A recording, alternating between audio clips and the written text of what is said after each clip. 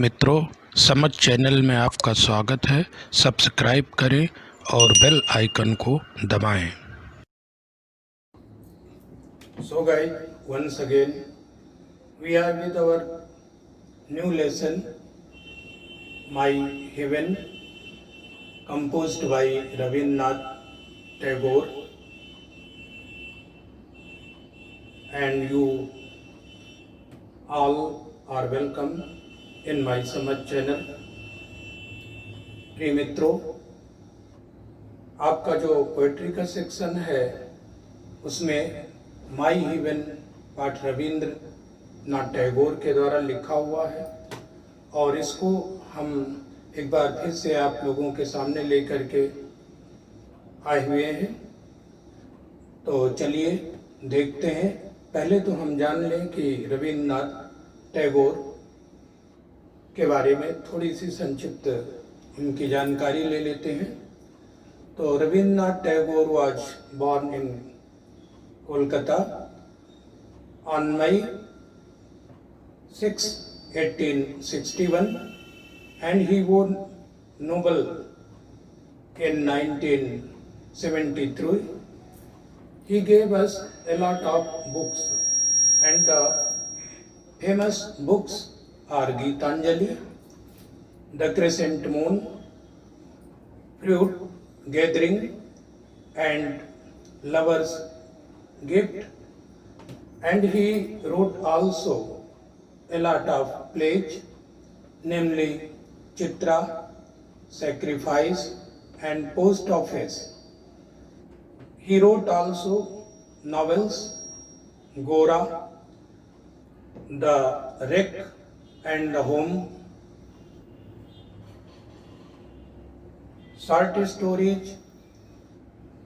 He wrote also short stories, The Homecoming, and another The Kabuliwala, and he passed away in 1941. प्यारे मित्रों, इनका जन्म कलकत्ता में 1861 में रविन्द्रनाथ टैगोर का हुआ था और इनको 1973 में गीतांजलि के लिए नोबेल पुरस्कार से नवाजा गया था। इन्होंने हमको महत्वपूर्ण पुस्तकें दी, जिनमें महत्वपूर्ण है गीतांजलि, जो कि पुरस्कृत पुस्तक है। और ये जो पोएम आपके सामने माई हेवन है, ये उसी से ली हुई है। इसके बारे में आज हम यहाँ पे चर्चा करने के लिए आए हैं। तो उनकी जो लिखी हुई books crescent moon, fruit gathering and lovers gift, और उनके जो प्लेज थे उसमें चित्रा, सेक्रीफाइस, पोस्ट ऑफिस, ये बहुत प्रसिद्ध हुए। जो उपन्यास थे, नॉवेल उनके गोरा, the Rick and the home, और शॉर्ट स्टोरी भी इन्होंने लिखी, जो कि आपके लेसन में भी है, आपके पाठ में भी है, कोर्स में है, होम कमिंग और काबुलीवाला। तो हो सकता है आप लोगों ने इनके बारे में पढ़ा भी हो। और इनकी जो मृत्यु है वो 1941 में हो गई। तो ये तो इनका संक्षिप्त जीवन परिचय था। अब हम आइए आज की जो पोएम है तो उस पे चलते हैं और follow me. Where the mind is without fear and the head is held high, where knowledge is free, where the world has not been broken up into fragrance by narrow domestic walls. So, first of all, we will see the hard words meaning। यहाँ पर कठिन शब्द जो हमको दिखाई पड़ रहे हैं, आप वैसे भी इन सब से परिचित हैं, फिर भी नॉलेज, ज्ञान, फ्री, स्वतंत्र, फियर, डर, world has not been broken up into fragments into pieces, broken up, divided by the narrow domestic walls. और अब हम इसका रेफरेंस देखते हैं।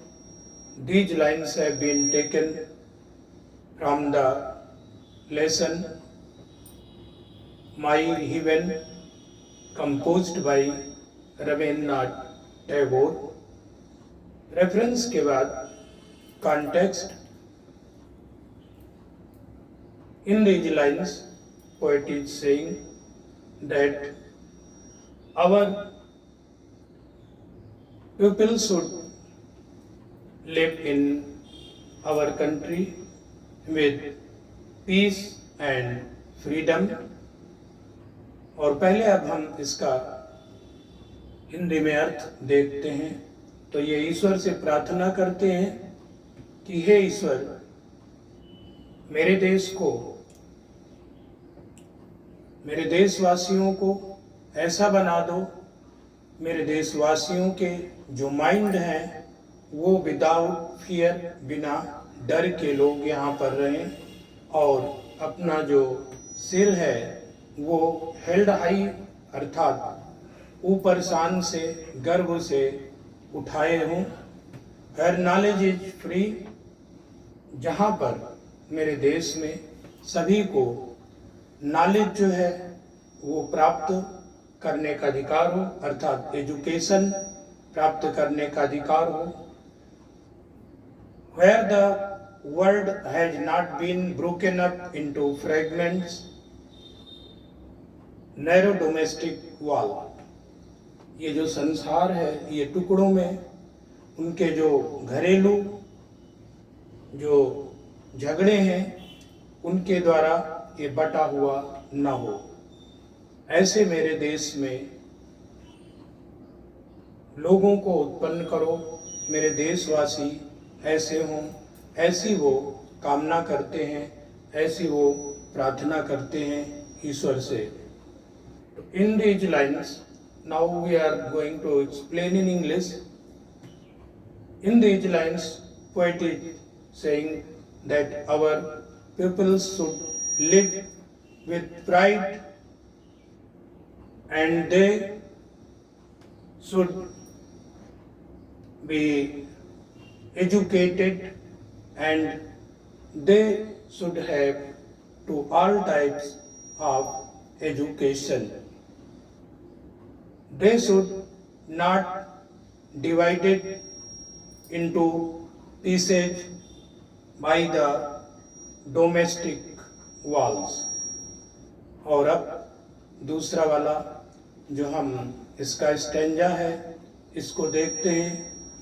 Where words come out from the depth of truth, where tireless striving stretches its arms towards perfection, where the clear stream of reason has not lost its way into the dreary desert sand of dead habits.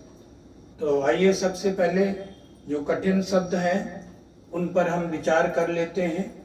इसमें where words come out from the depth of truth, जहाँ पर truth सत्य, depth गहराई से बाहर आते हूँ, अर्थात people are truth loving, where tireless, without rest, striving, struggling, stretch its arms towards perfection.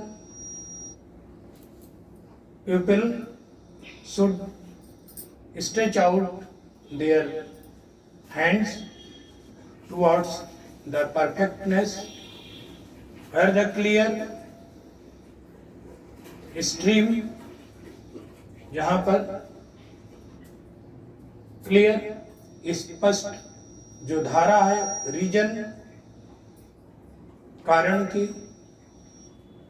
Reasoning चिंतन, हैज नॉट लॉस्ट इट्स वे अर्थात इट्स वे पाथ, अपना रास्ता वो न भूल जाते हों, into the dreary desert sand of dead habits, old customs, dreary, nearest, dull. And now in Hindi, कवि अर्थात जो हमारा रविन्द्रनाथ टैगोर जी हैं, ये ईश्वर से प्रार्थना करते हैं कि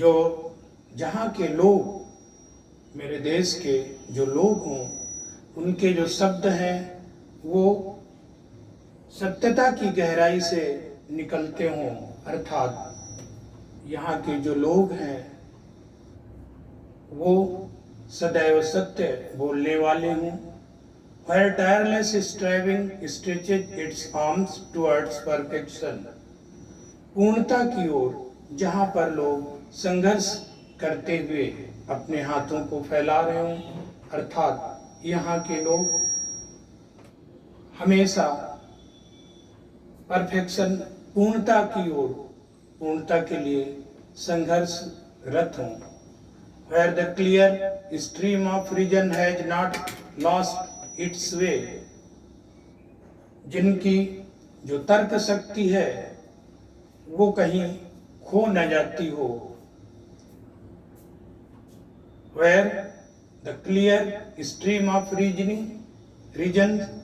अर्थात उनकी जो रीजनिंग है, तर्क शक्ति, वो अपना रास्ता न भूल जाती हो, कहाँ, into the dreary desert, नीरस डिजर्ट में, रेगिस्तान में, सैंड ऑफ डेड हैबिट अर्थात जो डेड हैबिट्स हैं, जो पुरानी कस्टम्स हैं, पुरानी जो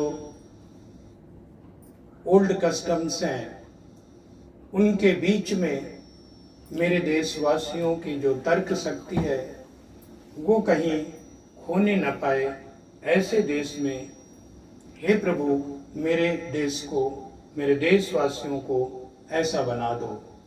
एंड नाउ रेफरेंस आप वैसे ही लिखेंगे, these lines have been taken from the lesson my heaven and written composed by Rabindranath Tagore. Context में आप लिखेंगे कि in these lines, in this stanza, poet is requesting to God, praying to God that the people of my country should be reasonful and they should always speak true. And now explanation in English in these lines. Poet is praying to God and requesting him that my countrymen should always speak truth. Their words come from their depthness of truth. They should also struggle for perfection. They should try to do their best in their life. He also requesting to God that people should always think reasonably. They should also do new things. Their thoughts should not lost in dead habits. And this is the ending stanza of this lesson. Follow me, where the mind is led forward by these into ever widening thought and action into that heaven of freedom. My Father, let my country awake. तो कठिन words को देख लेते हैं। हर the minds, जहाँ पर मस्तिष्क lead forward आगे बढ़ाए जाते हों, march forward into ever widening thoughts, उनके जो विचार हैं अर्थात they are broad minded, into that heaven of freedom,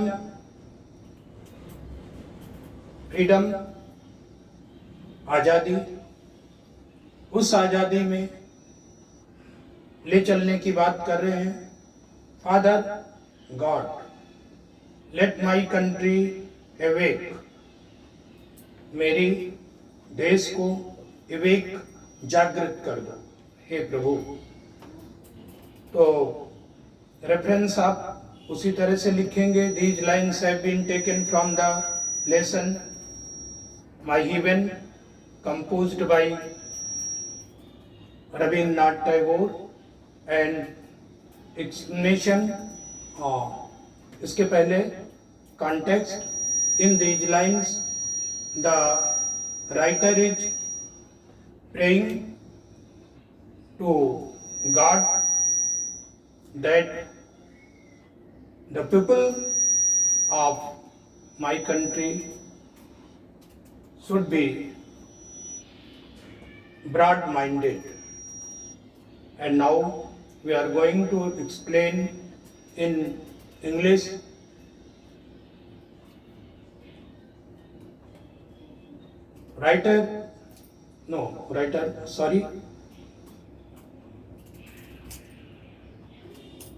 The poet is saying in these lines that our people should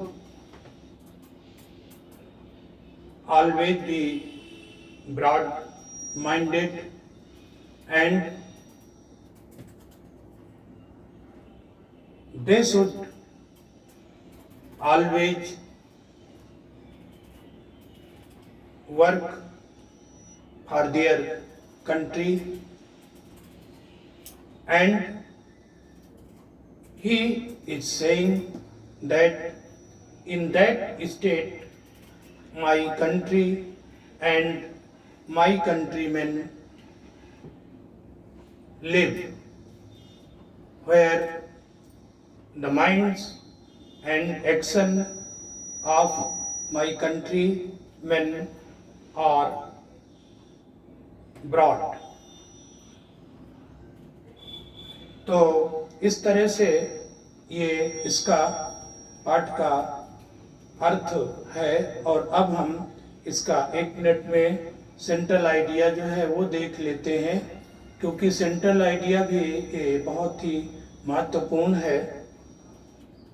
तो ये 2009 में, 10 में, 11, 12 और 13 से ये देखिए 14, 15, 2016, 17, 2018 में आया है, जो कि 6 मार्क्स का होता है। तो आइए देख लेते हैं। In this poem the poet imagines a country where the pupil's mind should be free from fear and narrow-mindedness. They should have no distinction of caste, race, or language. They should not be conservative. They should share knowledge freely and use their reason in thinking and doing. They should follow the path of truth under the guidance of God. Then his country will be heaven on earth. तो प्यारे बच्चों, इस तरह से आज का हमने ये पार्ट देखा, उसका एक्सप्लेनेशन, रेफरेंस, कॉन्टेक्स्ट देखा और सेंट्रल आइडिया देखा। तो अब हम इस पार्ट को यहीं पर समाप्त करते हैं और इसको देखते रहिए, शेयर कीजिए, कमेंट कीजिए, जिससे हम आपको बेहतर वीडियो दे सकें। Thank you.